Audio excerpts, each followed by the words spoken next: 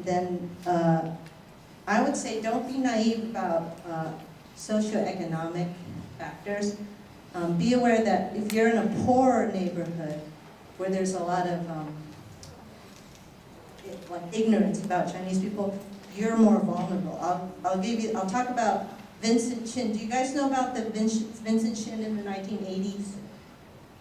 He was murdered in a bar. What he did was he was going to get married, and he just did what I guess it's a tradition, American tradition. You go have a wild night before you get married. So he went with his friends to a topless bar, which he shouldn't have gone, and he was surrounded by drunk people. And this is in Detroit in the 1980s. And at the time, American auto workers were losing their jobs. So the media was blaming the Japanese for their losing their jobs. So Vincent Chin comes in, he's Chinese, he's not Japanese, and he's just drinking with his friends, and there are two guys who had just been laid off from a factory, and they saw him, and they said, oh, there's a Japanese guy that everybody's drunk. So he goes, oh, that guy's Japanese, so I'm going to get him. So he started bad-mouthing him. But Vincent, instead of retreating, pushed him, said, don't say those rude things to me. And that guy later on took a baseball bat and hit him over the head and killed him. And to this day, nobody went to jail. So it's still a case of injustice. And I think what it is his parents went back to China because they were so distraught. They couldn't get, I think there were 3 trials, but they all ended up, the people that murdered Vincent Chin didn't go to jail. And there's a documentary called Who Killed Vincent Chin?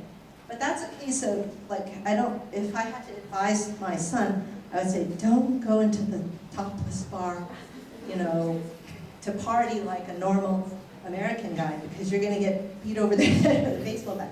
Because you have to pay attention to the political climate that's happening. Because at that time, there was a lot of tension. And that's another thing I want to point out is, even though we're Chinese, the American society doesn't care. They see us as Asian, so whatever they think about Japanese people, Korean people, Vietnamese people, it's all going to be put on you anyways. So might also be familiar with the Asian American history, not just Chinese American, because that's how you're going to be perceived. So that's actually, that's like one of my points too, is be aware of the political environment that we're in, because it's going to affect your kids. So the obvious example is during World War II, when the Japanese bombed Pearl Harbor, that had an immediate effect on the Asian American community because they interned the Japanese, and many Chinese business owners had to put up signs saying, oh, we're not Japanese, we're Chinese. Meaning you don't have to break our glass. So whatever happens politically will impact you. Like during the Korean War, my parents told me when China invaded North Korea, they started smashing the stores of the Chinese people, and then Chinese people would say they had to put the Kuomintang flag and say, "Oh, we're not communist Chinese, we're Kuomintang Chinese." So I'm saying,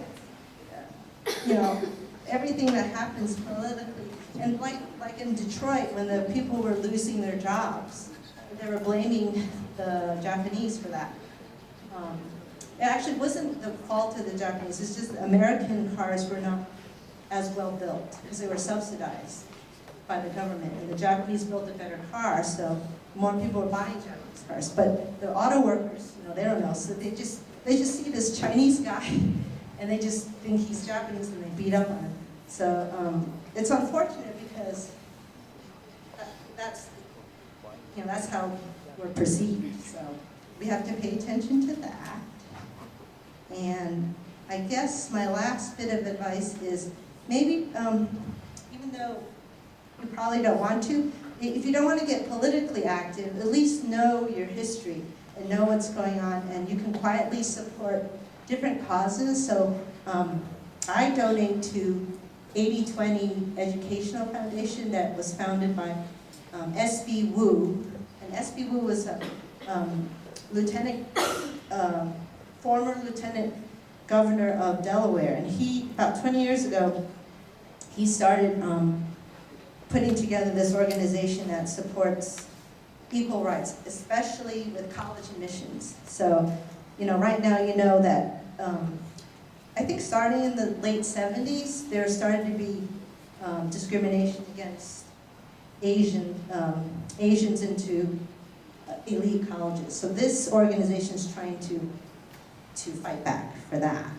And I have different books I can recommend if you want to look into that. But I think that's it, yeah. So we can open it up for questions.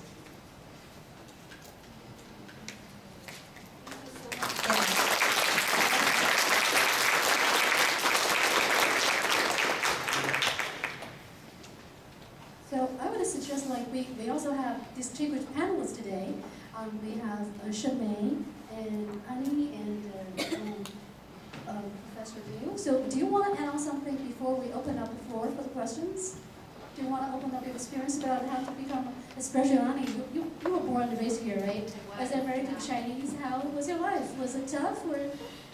Actually, a lot of what you said, Judy, resonated because I remember my brother's experience. He's 3 years older than me, and he had a much tougher time than I did. By the time I started, I was still the only one in my class, but there were a few more in the school. And so it was getting a little bit better and a little bit better. So when I see this population, and I see all of you, and your kids are going to have each other, I think that's wonderful, because they're going to need each other. Something else that I think is important is what you said about role models.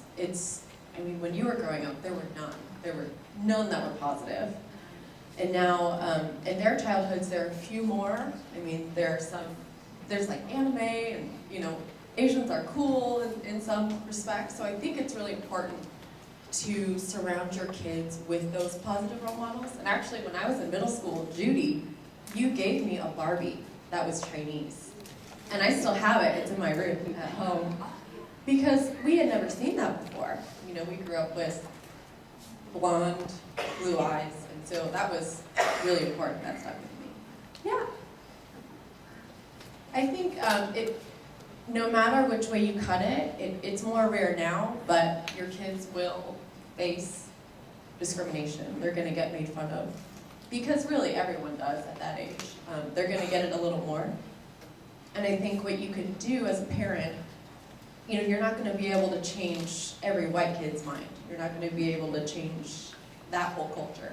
What you can do is arm your own child with self-confidence and being proud of being Asian American, and that is helpful. It takes a while. It's a lot of responsibility for that child, but it will pay off.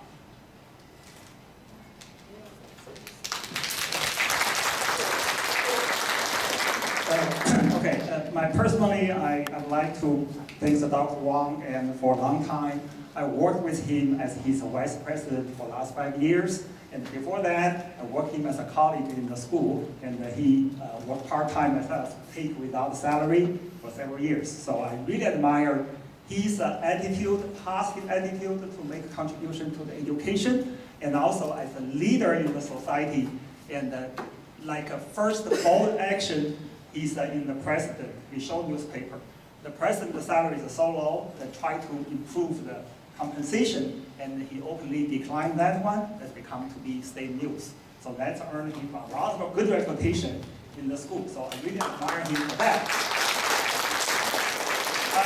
Number two, I want to make a short point is as a first generation of the Asian American, here we need to be deeply, deeply involved in the politics. Make donations, write letter to your congressman, congresswoman. Okay, that's what I did. I made a ton of donation to the local U.S. congressman, and I sent my daughter to volunteer for him. Okay, so they can hear our voice, they can hear our concern, and I can chat with him about Oklahoma football. He told me during the OU Texas game, the Oklahoma congressman and the Texas congressman regarding what kind of agenda, they're retreated to their own room to watch OU Texas football. So I do have I covered OU football program for 30 years as a photojournalist. So I sent him a nice photo, so make a lot of connection between him and the Texas football players and the Texas congressman. So use every ways or means to speak out, to make your voice for the local legislators. I think that's extremely important. Otherwise, you are forever minority. Okay, that's one point. Number two, the second point is my personal experience. I work at the School of the School of Math Science, started in 1992. And what's my background? Okay, I'm a typical PhD in physics. Okay, it's math and in physics. What's the difference? No difference. Certainly I coach a student to go to higher level competition. What's fancy? Nothing fancy. You're Chinese, right? I think I learned to make me different compared with the other person. There's one point is like you have to deeply involved in athletics, involved in the sporting events. So in that case, I learned one time, and when I teach in the school in the last few years, and I deliver the message in the lab, and my student look outside the window and not pay attention on my lecture. I just pounded and said, "Hey, John, what are you doing? Look at me. What's happening on the outside window?" He said, "Hey, Dr. Liu, there are two guys in the parking lot. They try to steal the car." I said, "Really? Okay, that's really draw my attention." I said, "Yes, there's the two high schoolers. They try to break the car." So I said, "Okay, you guys stay here. Don't walk out the room. I'm going to deal with it." So I walked to the parking lot. Then the two guys see the adult come in. They believe I'm approached to my car and drive away because in the parking lot. And I just walked toward them. I noticed there's two African American boys.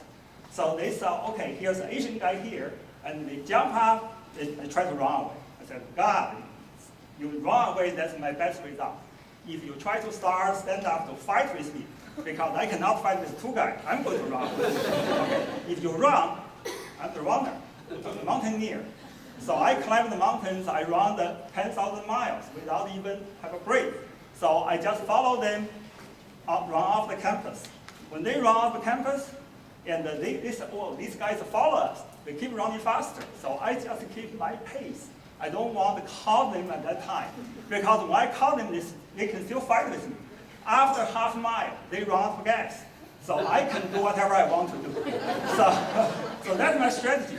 So now, coincidentally, the one fire truck drove by. You see the one guy with ties and Asian with leather shoes chasing two African American boys. There must be something wrong, okay? So the fire truck turned around, follow me. So then this guy jumped the fence about that high, back to the campus. I did too. Then this guy also can jump. Keep running. And when they jump out of the fence, another one out of the campus again, and they collapse. They cannot run anymore. They just lay on the grass. So I just hold their hand. Then at the same time, the fire truck came. So I just gave these two to the police. Fire truck certainly belongs to the police department anyway. And one of them ended up in the emergency room because it's really suffering. So okay, that's a story. Okay, that story lasts in the school forever. So when every student see me, okay, they'll go around with me. They don't want to have any encounter with me. So I think that's very important for the Asian. You show your physical strength. Young boys here, certainly young girls, you show your physical strength. That's very, very important because our image is what? It's like we're shorter, we're smaller, we're weaker. Well, that may not be true. Okay, that's extremely important. That's my message. And also, the Dr. Wang he makes all the friends. Everybody is his friend. That's not my style. Okay, so I think we make a good balance. If he wants to fire somebody, ask me to do that. Comfortably, I can do that. It's for good reasons. So, I think that's really, the good balance. So we would like to address any question you may have. Okay?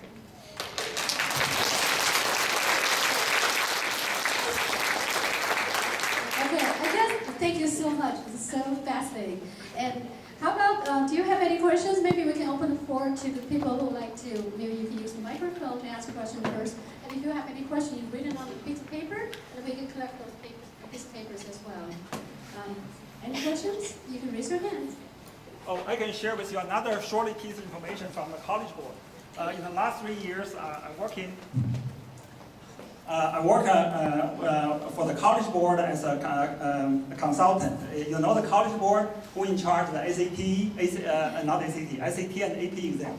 There's a new national policy.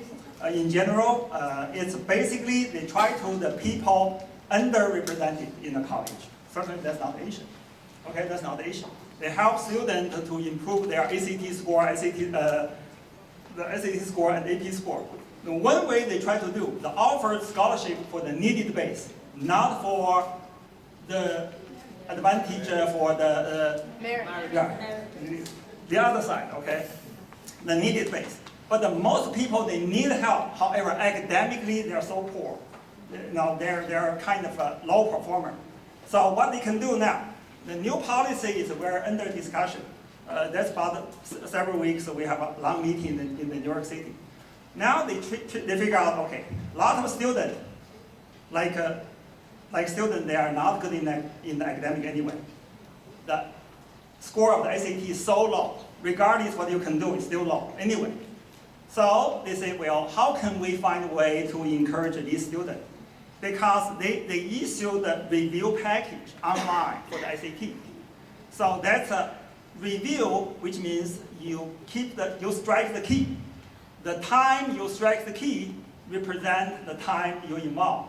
But my argument, okay, I can do this. I can watch TV, I can do this. I strike the key. Okay, still count how many keys I strike.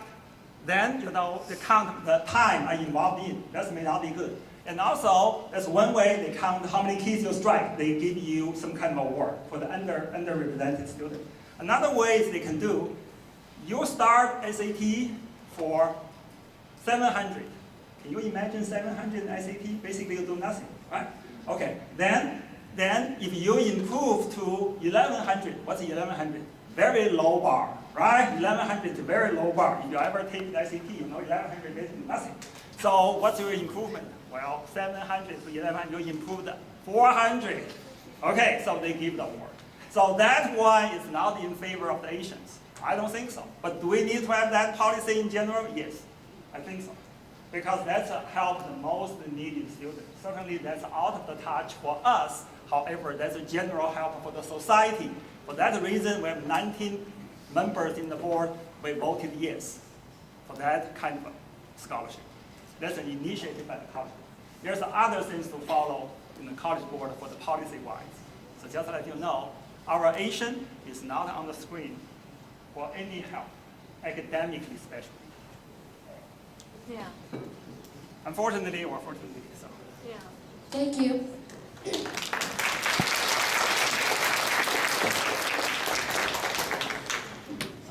I have a quick question for Dr. Wang. I'm really inspired by your experience, and you rose up from the situation you had, and give us a very good story. Thank you. So I have some troubling when I'm a little young kid. He's 6 years old. I have some little puzzling myself sometimes, because I believe you that if a kid can unleash his or her potential, he or she can achieve things we don't even expect. That I really believe in. But my question is, how do you say motivate, or how do you let him or her self-motivate? Well, your story is really inspiring because you sort of like motivated, because you say your parent doesn't have any expectation on you. You just, you set up yourself to prove other people are right. What motivates you to do that, and why, say, on the other hand, why didn't you say think, just say, don't worry about it, and why don't you do the other one? What was behind it? Where was the energy coming from? Oh, I have an answer to that. Okay, good. Great. But maybe let Frank answer. Thank you. Well, maybe, because I'm kind of interested to know what the Okay, yeah, let me pull up a slide and show, take away the pressure. one of my photos. Just press the forward. Okay, big neck. Okay, not this one. Oh, that's Frank's grandfather, maternal grandfather. He was a doctor. That's him and his wife in front of their clinic. Okay, this is the photo that might explain. So I think he had a lot of family pressure because his father went to MIT, got a PhD. His mother went to MIT, got a master's degree. His brother went to MIT and got a PhD. His sister went to MIT, got a PhD. And then I did some searching. Oh, yeah. Well, anyways, so I think he felt the pressure to perform because of his family. Am I right? Well, my brother was actually younger than me, and but my parents, I think they actually kind of gave up on me, and they put a lot of pressure on my brother, and so my brother to this day is a somewhat angry person, and I feel like a little bit not particularly happy, but I'm not sure the answer there. You know, I think part of it was. There's a very famous American burlesque dancer that her name was Mae West, and she once said, "It's better to be looked over than overlooked." Like, it's better to be looked over because, and I got overlooked, and so people did not have any expectations for me. My teachers did not have any expectations. My parents wanted me to be happy. You know, they felt like, well, the doctor said I didn't have any capability. So they tried to encourage me, which was, I think, a little bit not like the traditional Chinese method, but they put a lot of pressure on my younger brother and sister. But I wanted to prove that I also had some capability, and I actually think I was blessed to have that diagnosis because I actually find in my own school, those young people that achieve the greatest success are not necessarily the ones that we feel like, oh, they have this great ability. Some of those students may have the fear of failure. They might feel like, well, if they succeed, everybody says, well, you're supposed to succeed. You're very brilliant. If you don't succeed, you know, the people that in the longer term of life, after 20, 30 years, are the ones that maybe people did not have as much expectations for, and they continued on their path for the longer term. So I know it's kind of scary not to do anything. Like my wife and I, we had a son who did not seem interested in math and science. And we did not raise him with Chinese people. We lived in the part of Dallas where it was largely Caucasians. We didn't have a critical mass. We kept them, and then if my son had been with the Chinese community, he probably would be a very different person, but in a negative way. Because he went to the regular school, we went to a Christian school, which was a good school, but not a great school. And they had a very typical, in fact, they didn't want students to get ahead. Like, they were upset if students came back and said, I learned algebra on my own, could I go to the next step? They did not like that. They wanted everyone to move along together. And so I tried to get my son interested. I said, oh, maybe you should join the science fair. My son said, no, I'm not interested. I even became a volunteer judge at the science fair to get him, he's not interested. And we visited once in Boston. I said, come see MIT, that's where I went to school. And my son would not leave the hotel room. He said, I'm not interested in MIT. And almost anything that was that, he played the piano, and he was terrible. And it was a waste of money. So then he took violin, and he was terrible. So he quit. So everything he quit. So I thought, oh no, I said, he is destined for failure. But then I thought, well, you know, I didn't say anything. You know, even though other Chinese families were probably thinking, these parents are bad parents because their son's not taking piano or violin or doing math or doing the science fair. And so he came to my school, and he was shocked because he said, where did all these Chinese people learn the math? Because he was, by the Chinese standard, was ordinary. You know, he was not in calculus. Some kids came in, they already took calculus by the time they came in 11th grade. But he ended up performing very well. I was very surprised. The first time we got the grade report, I was too scared to look because I thought, oh no, he is going to flunk out of the school. But he turned out to be one of the better students, and then is now a junior at MIT majoring in computer science. And I would have never expected that. And he's double majoring and so forth. So, so I don't know. You know, I feel like if we had pushed him or he had been with the community, he would have been scared. He would have been scared because he would have looked at other people and said, "Oh, because when he got to the school, he said, I am stupid." He said, all these people are taking these advanced classes. So I think when he applied, I'm guessing, when he applied to MIT, maybe they said, "Oh, this is unusual that he did not come in with a similar type of background." I'll tell something funny about Dr. Lee. Oh yes, Judy mentioned, because people asked us, once he got admitted to MIT, we got a lot of calls from the Chinese community that, "What is the secret?" And I didn't know. I said, "It's not for me," because my wife said, here we go. Yeah, let me share. This is my testimony. I prayed this prayer. I said, "Lord, you can part the Red Sea. So please send this Chinese boy to MIT." I know it's funny, right? But I actually prayed that prayer because it's really impossible. I don't know if you know the statistics. It's very hard for Chinese boys to get into the elite colleges, Harvard, Princeton, Yale, MIT, Stanford. It's very hard because there's discrimination. And right now, there's groups now suing, suing Harvard. So they're going to have a judgment pretty soon coming up. The Supreme Court is going to rule on that pretty soon. But yeah, so I prayed that prayer, and I think that's what got him in. It sounds kind of simplistic, but because that's only, it's impossible. So like Frank was